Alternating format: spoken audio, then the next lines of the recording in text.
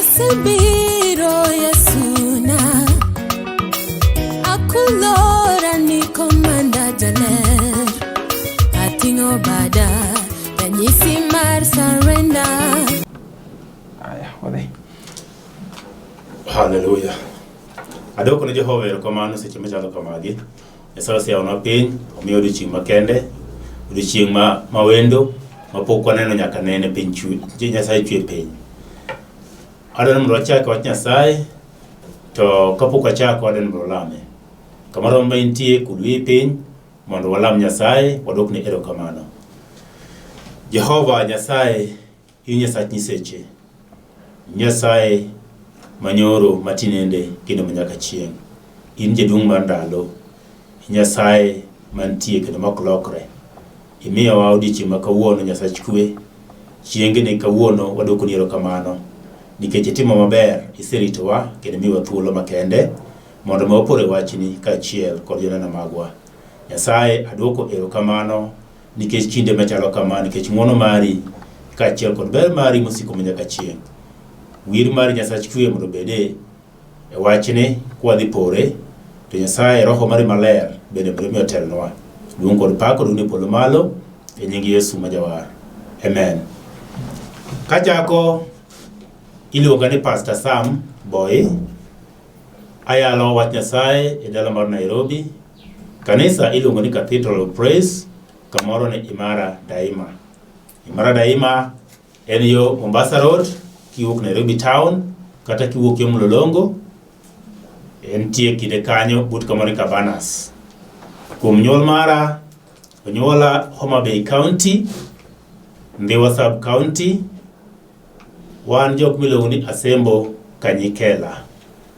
Adwoko ni Jehova erokamano nikech ng'wono mare mosemiyowa chieng' machalo kama, kaachiel kod thuolo mare, nikech wachne en wach mosiko manyaka chieng'. Adwaro ni mondo wadhi kodi kaachiel kachiel e wach Nyasaye e buk mar Chakruok. E Chakruok wadhi somo buk mar Chakruok 50. Chakruok 50 matindo 4 wacho kama: ka ndalo ywak nosekadho, Joseph nowuoyo gi jood Farao kowacho niya, ka koro aseyudo ng'wono e nyimu, asayou wachuru e it Farao,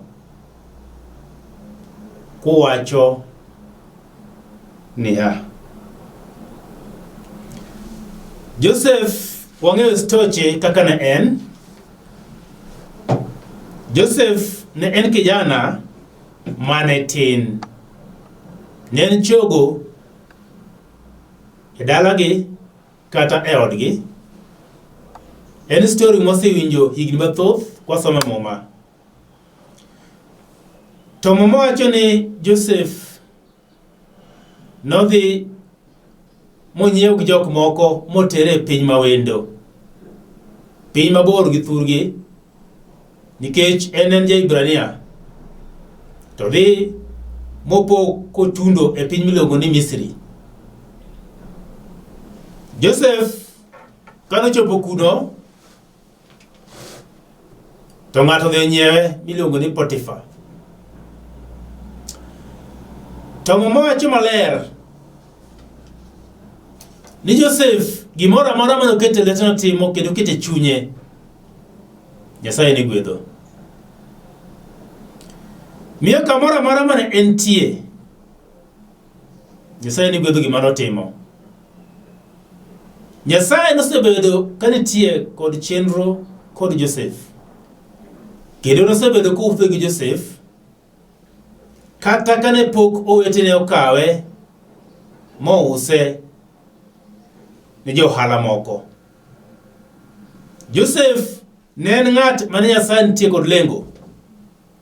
Nyasaye ne nitie kode gi chenro mare makende. Omiyo nokale mathoth kendo kalo nyaka chandruok. Joseph okalo e lwet ji mopogore opogore. Joseph ohangne nyaka weche. mamoko ne omedone mana chandruok e piny mawendo manokia. Mumacho ni Joseph noyudo ng'wono e nyim ji. Wi wach mawuoye kawuono iluongo ni ng'wono man kod wir. Joseph noyudo ng'wono e nyim ji e piny mawendo. Piny ma ok pinygi maonge ng'ama ong'eye.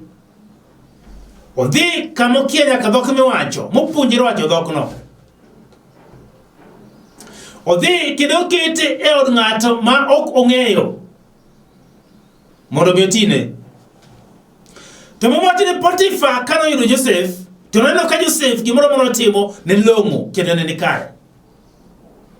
Gimoro amora moketo e lwete ne long'o kendo dhi nyime maber. Mowacho ni gimoro amora manotimo ne Potifa, gimoro amora mane oseketo e lwete kendo nyime, Nyasaye ni gwedho. Miyo Potifa nokone chieng' moro ni gimoro amora me e dalana ka e oda ka ni e lweti. Gimoro amora ni e lweti. Miyo gimoro amora mane ka Potifa ne e lwet Joseph. Kijana mapotin, kijana mawendo ma ok japinyno. Muwe maler ka Joseph ne poko chopo higni 30, ne en kijana mapotin, higni 20 gi wiye, kano dhi e piny Misri. Muwe Joseph ne en chuny wuon mare. To kana olal, mowete no dhi mokone wuon ni leo negi e thim. Wuon gi nokone kare koro chunya osenego. Nikech nyathina achiel kende mahero machogo osedhi. Ok nachak anene kendo. Mowacho kama. Ni Joseph noyudo ng'wono e nyim Potifa. Joseph noyudo ng'wono e nyim jarit od twech. Mowacho buk mar chakruok 39 matindo 4 ya.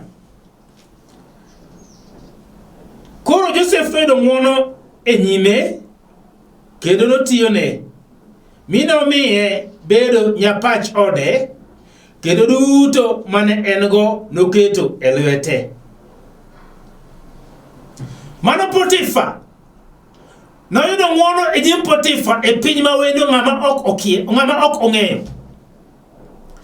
Noyudo ng'wono, mama mowacho ni noyudo ng'wono e lwet Potifa. Mi nomiye obedo nyapach ode. Ne en nyapara ka Potifa. Potifa ne jatelo maduong' sana e sirkal mar Misri. To nikech en ng'at mane gi shughuli mang'eny, nikech en ng'at mane odich, nikech en ng'at mane tigi tije mang'eny, nikech en ng'at mane tiyo kachiel kod ruodh Misri, Farao, ne onge gi thuolo mar ng'eyo gik moko e ode. Omiyo ka noyudo ng'at moneno ka ng'at moro e tir maber, nokawo gik moko te moketo e lwete. Mowacho 21 niya, to Jehova ne ni kod Joseph, monyise ng'wono kendo nomiye yudo ng'wono e nyim jarit od twech. Wang'e maler kaka Joseph nokaw modhi donjo od twech. Kech chi Potifa nango ne wach. To kawe to tere jela. Jela kuma notere. Mowacho maber malich. Ni kuma notere Joseph, noken jela. Ne en jela kuma nitwe jotelo. Masano luongo ni VIP prison. Kuma nitwe jomadongo. Kuma nitwe nyaka jok matiyo ne Farao, joma tiyo od ruoth. Ema Joseph be nokawo moterie. To mowacho ni kano tere, to Joseph no odak e jela, yes, to no odak gi mabuse. Mowacho no dak e od jatelo marito jela. Ema mowacho ni noyudo ng'wono nyaka e nyim jatelo mar jela. mokete kendo chako bedo jatelo ei jela. Nikech ng'wono ma Nyasaye ne ni kode. Ng'ata mantie kod ng'wono ma Nyasaye, ng'ata ma wuotho kod ng'wono ma Nyasaye, kata lwenje ger machal nade, kata weche pek machal nade, to sama ng'wono mar Nyasaye nitie kit ngimani, sama ng'wono mar Nyasaye oluori, sama ng'wono mar Nyasaye oumi, kata gik moko pek marom nade, kata tek marom nade, kata ger marom nade, to ng'wono cha mar Nyasaye cha dhi wuotho kodi. Ng'wono cha mar Nyasaye cha dhi kalo kodi nyaka lak masiche. Odhi kalo kodi nyaka lak sibuoche. Wantie kod ng'ato muma bilo Daniel. Ne ntie kod ng'wono mar Nyasaye. Ng'wono mane miyo kata mana sibuor ne onge kod gombo mar kaye gi lake. Nikech en gi ng'wono mar Nyasaye, ng'wono mar Nyasaye noume. Nitie Meshak, Shadrach kod Abednego, jok mane nitie kod ng'wono mar Nyasaye. Nyasaye ne wuotho kodgi. Gikone ruoth ne ruoth. Kata kubedo ni Nyasaye no ok bi konyowa, to Nyasachi to ok wanalam. Jok mane chung kod Nyasaye monge Nyasaye en ng'ama nade. Ng'wono mar Nyasaye no gima koro olwargi nyaka e mo. Mano chwak nyadibiriyo. Momo wacho ne gigo abale e mo. Pipo mane chwake mono korwake iye gine gigo abale e mo. Nikech ng'wono mar Nyasaye ni kodgi modhi mokuyo mocha moko wang'gi. Ng'ata mantie kod ng'wono mar Nyasaye, obed ng'ama tin, obed ng'ama duong', obed ng'ama miyo, obed ng'ama jaduong', ng'wono mar Nyasaye kodonjo kuomi kit ngimani. To bed ni en gima tek machal nade, obed ni en dhoch machal nade, obed ni en kuong machal nade, obed ni en tuo machal nade, to ng'wono mar Nyasaye kodonjo kuomi, to gibiro pukore gi lal. Kech Jehova emantie kodi. Momo wacho ni Joseph kano oserwake jela, ting'eni ne en jela mar VIP jomadongo, to romo gi ji adi? 2. Achiel kuom gin ng'at mane miyo ruoth gimoro amora mar math ma ruoth ne madho, kikombe mane imethogo en mano tero ne ruoth. Tachiel kuom gi ne en ng'at mane telo mar jotedo. Ji 2 gi nokoso ka ruoth, to ruoth okono oyo joga so iye otergi e jela. To kane gin kucho giromo kod Joseph, kijana moa e piny jo-Ibrania, to gileko. Momo wacho ni kane gileko to ka gin piru ke Joseph ne jatendgi e jela kucho, to neno ka wang'gi ojuol, to penjogi tang'o marach. To gikone nwa lek moro gotieno nyoro, to gikone lek no wacho nang'o, to gipimo ne lek. Joseph kono lek no thago wiwa kabisa, to kwang'eyo gima en tiende ko en maber. To kono wacho nang'o, to gipimo ne, to fulo ne gi tiend lek no, loko ne gi lek. To Momo wacho ni kaka noloko ne gi lek chek kaka notimore bang' ndalo 3. To kono achiel kuom gi ni to kichopo kucho midhi wuok e tiji, to kidok e tich, dhi wach nyinga maber e nyim ruoth. Momo wacho ni ng'at ka nodhi to wiye nowil gi Joseph. Nyaka wach ma Joseph kodhi wiye nowil go, en odok e tich odhi tiyo. Miyo ng'ato nyiwich nyalo wil go, to ka ng'wono ma Nyasaye nitie kuome, to kata wicho wil kodi, to chieng' moro ng'wono biro wuodhi kuome nitie. Ng'wono biro wuodhi kuma intie. Mondo biro goli kama intie. Dhano wigi nyalo wil kodi. Magi jongi magi boli piny. Ka ok ing'eyo ni kare nitie ng'wono mar Nyasaye mawuotho kodi.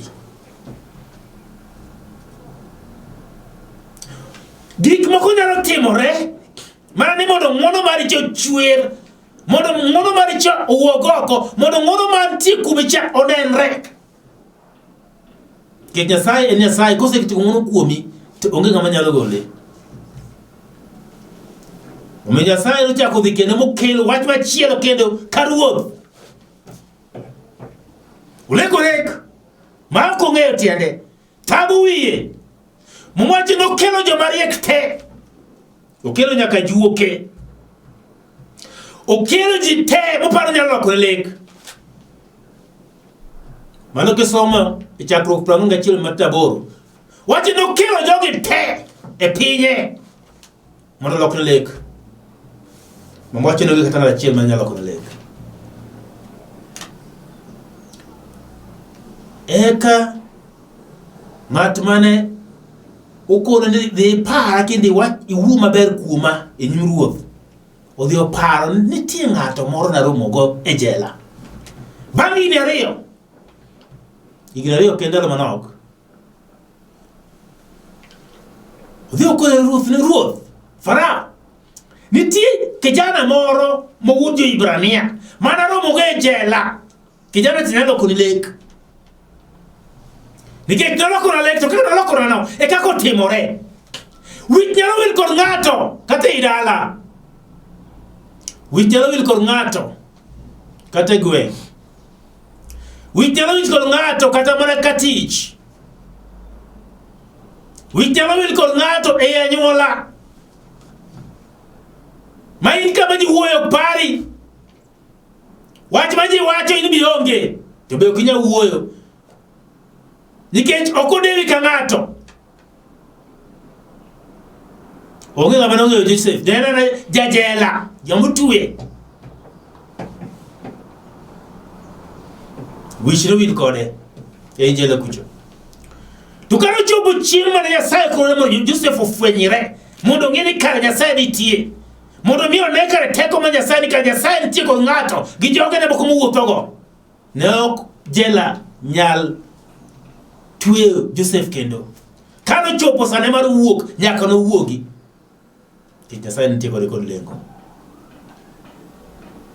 Mowacho ni ng'ato nodhi mokore Farao ni nitie kijana moro. To koro dhi luonge obika. Gimahero kuom Joseph ne gimoro achiel. Ni kano biro kuom Farao, to Farao kone nitie nyalo loko lek, to kone ruoth ni lek ang'o? To ruoth opimone. To kone nitie Nyasaye me polo malo manyalo loko lekne. Matene okawo te to miyo Nyasaye, ok en manyalo loko. Nyasaye me polo malo nyalo loko na lekne. Kendo nyalo nyisi gimoro amora mileko. Atini mokwongo miyo Nyasaye duong' e piny mawendo. Joka ne ke Nyasaye Joseph. To Joseph karo dhi e pincha. Ne ok oluwo Nyasaye joka. Nochung' motegno gi Nyasache. Miyo kana samoro wuoyo gi jogo, owuoyo kod nitie Nyasaye moro e polo malo manyalo loko lekne. Matino miyo Nyasaye duong'. En ng'at mane wuotho kod Nyasaye. Alama mane Nyasaye nitie kuom Joseph. Tayari kapuro ng'ama tin nitie alama mane Nyasaye oseketo kuome.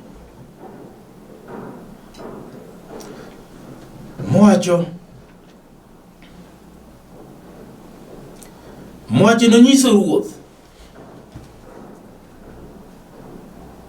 tiende lek manoleko.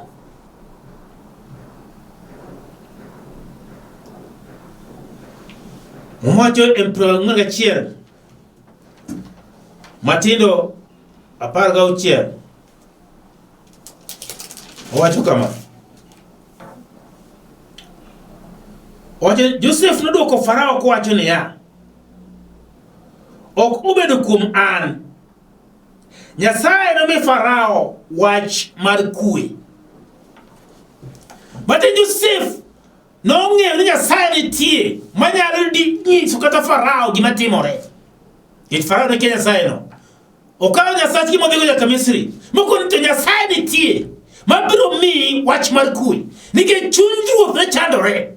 Ruoth ne dwaro ng'eyo ang'o ma lekoni en nang'o tang'o biro timore.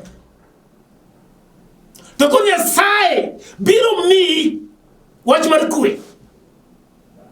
Miyo kamoro amora ma intie kod chandruok mar chunyi. Gimoro tinu kuma galagala moki understand. Oking'eyo ni en ang'o matimore. Osebwogo rembi. Winjo ko ondeko dendi. Dho chunyi ma iye goyore. Nikech gima timore kit gimani.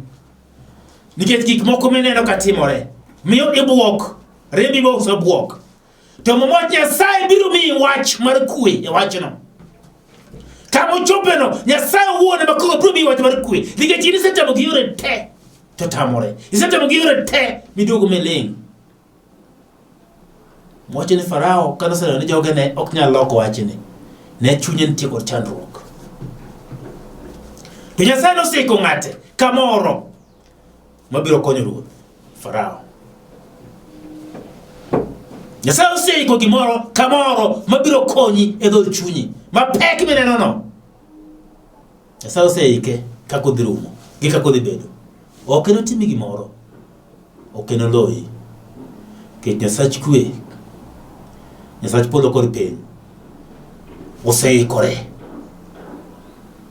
mar resi gino. Ok ang'e ni en ang'o, lakini Nyasaye oseikore nodhi resi.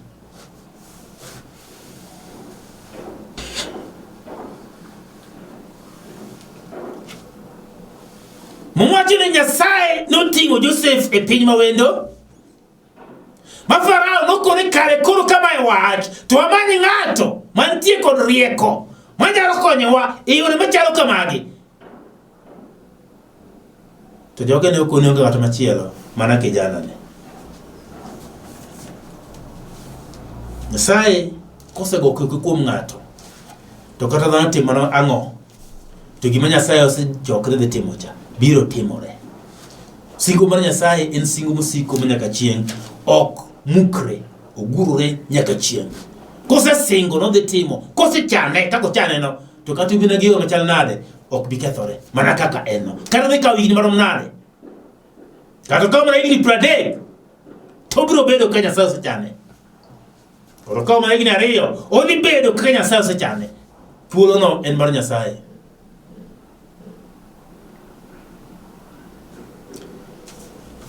Mwacho ni kane ruoth oseneno kamano, to kone Joseph ni e piny mangima. E piny ruodha mangima. E piny ruodha mangima. Ami teko mar tiyo. To ji te me piny ni biro kulore nyimi. E piny mawendo. Ng'at mabe puonjere mana dhok no. Ni ji te biro kulore nyimi. Nikech ruoth noketo bedo namba 2 e piny Misri mangima. Farao kende namba 2 en Joseph.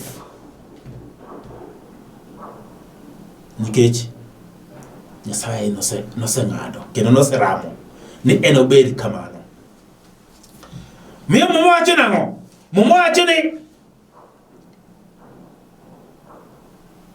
chakruok 41 matindo 44 wacho kama. Kendo Farao nowacho ni Joseph niya, an Farao. To mak intie onge ng'ato kuom piny duto mar Misri manoting' lwete kata tiende malo. Onge. Gimoro amora matimore mowachi e Misri gin ji 2, Farao gi Joseph. Onge ng'at machielo.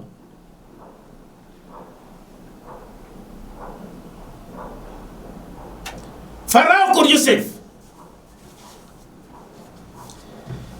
Miyo samoro Nyasaye nyalo ting'o ng'ato malo.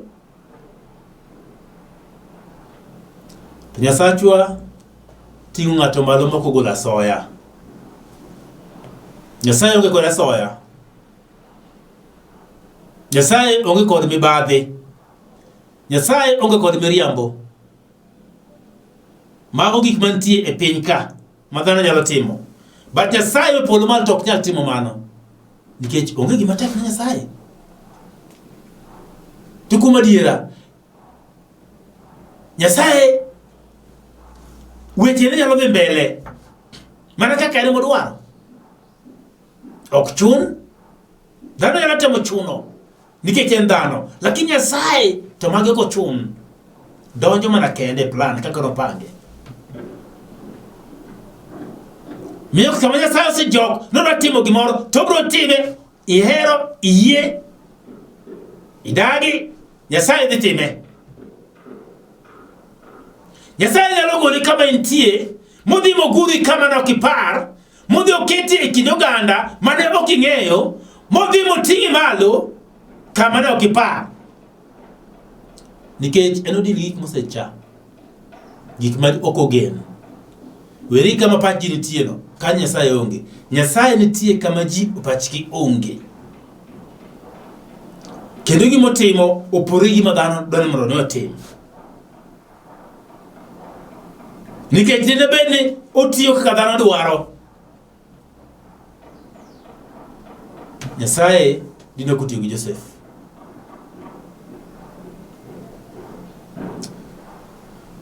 Mowacho ni ka wuon gi notho, makoro wuon Joseph osetho, kama oso mokwongo cha wacho niya ni ka ndalo ywak nosekadho matine nokawo wuon gi notho mokawo wuon gi motuoyo dende e piny Misri, magi ywak e piny Misri, kae to koro gikawo giting'o dende gitero e piny Israel mondo ne igi kuno. Mowacho ni Ruth Farao nogolo jotich ne gi geche mag farese. Gimoro amora Joseph dwaro nomiye. Nyaka jo lweny gimoro amora. Nyaka ji mane dhi kode, dok kode iko wuongi. Nikech ng'wono mane en godo e pinyno omiyo ruoth ogolo gimoro amora. Dhi ik jaduong'. Dhi ik jaduong'. No miye gimoro amora. Kane ywak ni to kada ywak nosekadho, Joseph nowuoyo gi jood Farao kowacho niya ka koro asedo ng'wono e nyimu, asayou wachuru e it Farao. Sama isedo ng'wono mar Nyasaye, gimoro amora midhi wacho, gimoro amora midhi timo, dhi bedo kod ng'wono kendo ng'wono dhi luwe.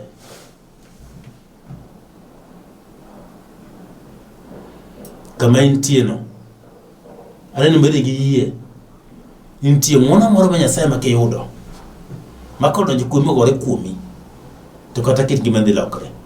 Gimoro amora midhi keto lweti dhi lokre. Gimoro amora midhi paro dhi lokre. Gimoro midhi timo dhi lokre. Nikech ng'wono mar Nyasaye mantie kit gimane. Adwoko ne Jehova erokamano nikech wachne ma kawuono. Ang'e ni nitie ng'ato moro mantie kamoro madwa yudo ng'wono mar Jehova seche machalo kamano. Tang'e ni Nyasaye Nyasach ng'wono. Ng'wono no obro miyi. Adem dalami kod ng'ato moro magombo mondo yudo ng'wono mar Nyasaye. Nikech Nyasaye obro timo maber. Ket pachi kuom Nyasaye, nikech pachi opori pach Nyasaye. In gi paro mar dhano. To sama koseketo pachi moluwore gi pach Nyasaye, ng'wono ma Nyasaye donjo kuomi gi Nyasaye timo maber. Gimoro miparo Nyasaye dhi wuothe. Kamoro ma intie kanyo, ramde kul wi mondo walam Nyasaye.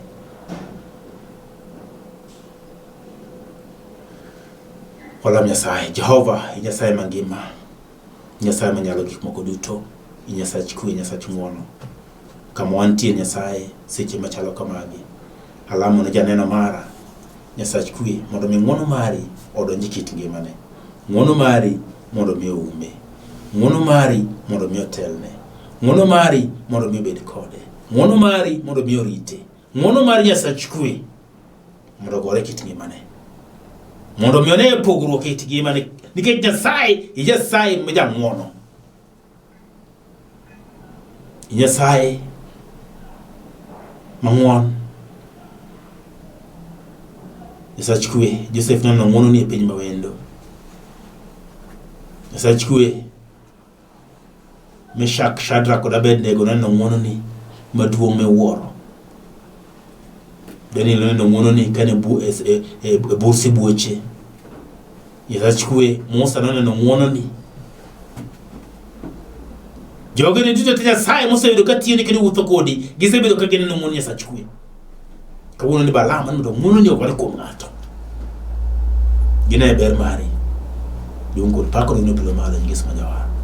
Amen. Adwa lamo ng'ato moro mapok oyudo Yesu, kapok owari, mondo iyud Yesu be jawar mar dhoot chunyi, kendo mondo moyo riti ndalo duto te. Kama bentie, medo wach kama wach Ruoth Yesu, abire nyimi, war dhoot chunya. Keta abedi ng'ama kare. Teko ka teko mag mudho mosebedo ka wuotho koda. Mosebedo nyaka sando ngimana. Mosebedo ka keta nyaka richo. Akwedo gi kendo aweyo gi kawuono e nying Yesu Kristo. Telna kidong na chien, rit ndalo duto. Duong' kod pak kod pilo malo e nyingi maler. Amen. Halo mi nambana en 0722-944-623. Nono, abiriyo, ariyo, ochiko, ang'wen, auchiel, ariyo, adek. Ng'wono mar Nyasaye mondo obed kodu. Erokamano. Amen. Shalom. Ating'o bada, ranyisi mar